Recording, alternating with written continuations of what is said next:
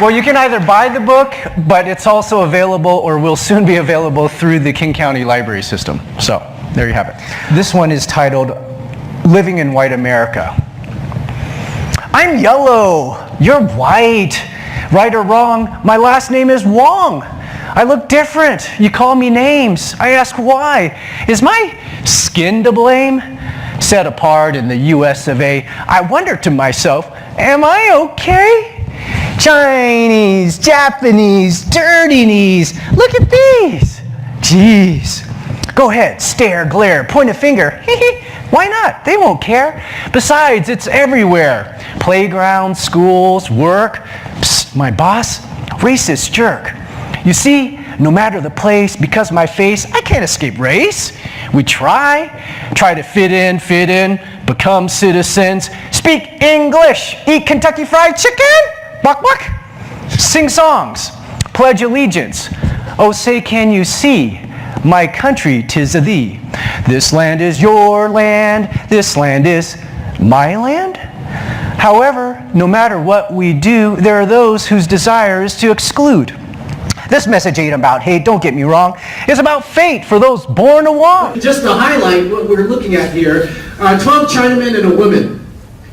The subtitle is A Virile Mixture of Hard Men, Soft Ladies, and Shameless Violence. So you can see the early stereotypical portrayals, you can laugh, it's fine, of Asian men being sinister, evil, and dangerous. Yellow Claw, if you have this comic book, it might be worth a lot of money. Who or what is he? He's not even human, this person. As 13 years of age and had established himself as an up-and-coming chef, but they also had an eye towards the future. This was their passport picture. You can see Dad is, well, everybody's shell-shocked. Because they knew what was happening. They knew what was coming. They were coming to America. With 3 young boys in tow, they were willing to sacrifice their security in a land and culture they only knew for the possibility of a better tomorrow, for me and my 2 younger brothers.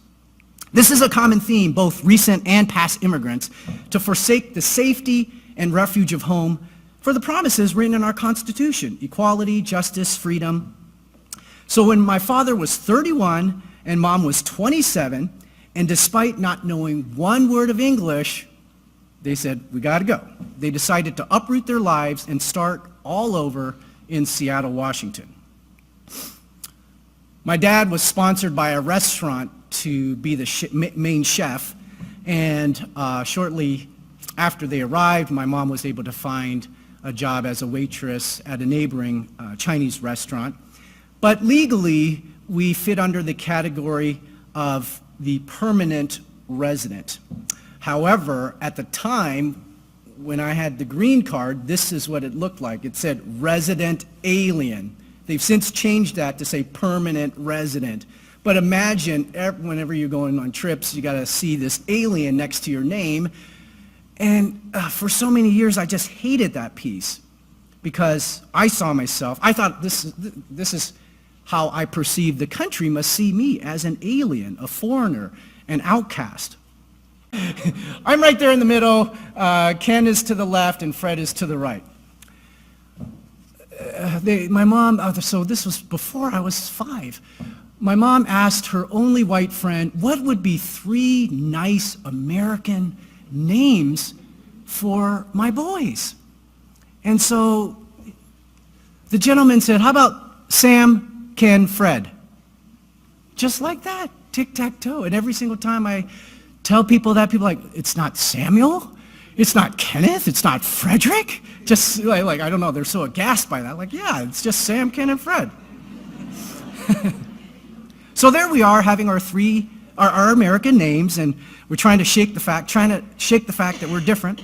But we were still teased, not just for how we looked or how the language sounded.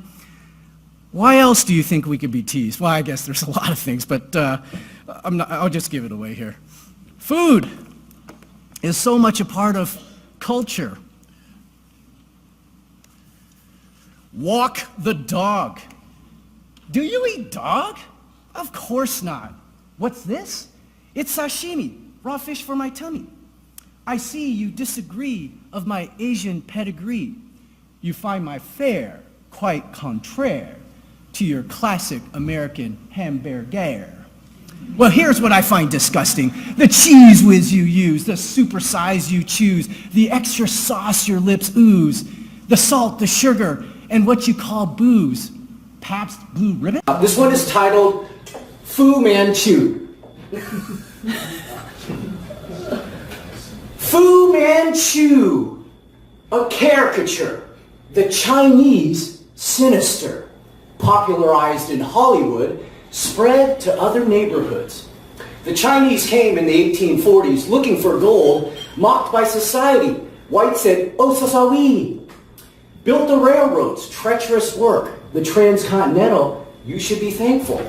You wouldn't know it from your history books. The Chinese denied a picture beside the finished work. They worked for low wages, didn't even make the front pages when 50 were killed. Rock Springs Massacre, letting us know racism was for show. Then women have their own stereotypes. This was Daughter of the Dragon, where the women are portrayed, because of time I'm going to flip through this, but women are portrayed as sinister, deceitful, as I mentioned earlier, but also sexually willing of sorts. Because of America's involvement in the Pacific and a lot of the wars, there are a lot of movies portraying American servicemen with also corresponding Asian women. Are you familiar with this phrase, "Me love you long time"? Do you know where this came from? This song came out a few years ago called Asian Girls. It was on TMZ, so on and so forth. It was so explicit, I can't even show you anything but the chorus line, which, so here are some of the lyrics. "I love your sticky rice, blanking all night. I love your creamy yellow thighs, slanted eyes. You're here legally, so baby, marry me. Sit on my lap or we'll send you back. You're my Asian girl." And you know, when you watch the video, "You're my Asian girl," I mean, there's just this possessiveness that comes over the singers. They justify it by saying, well, some of us have Asian girlfriends. I was a model minority? Straight A's in your blood, that's what you see.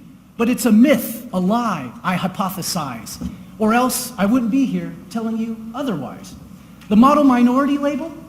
Just a fable touted by CNN and news stories on cable. The truth hurts. We don't fit in nice packages or fold easily like origami. Just like fortune cookies invented by whites.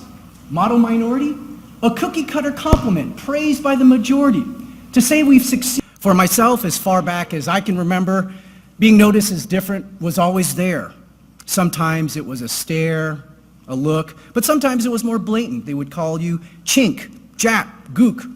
You'd also hear the mocking of your language, xing chong chong, pushing back your eyelids, references to Bruce Lee, Kung Fu, every Asian caricature you can think of, I've heard it.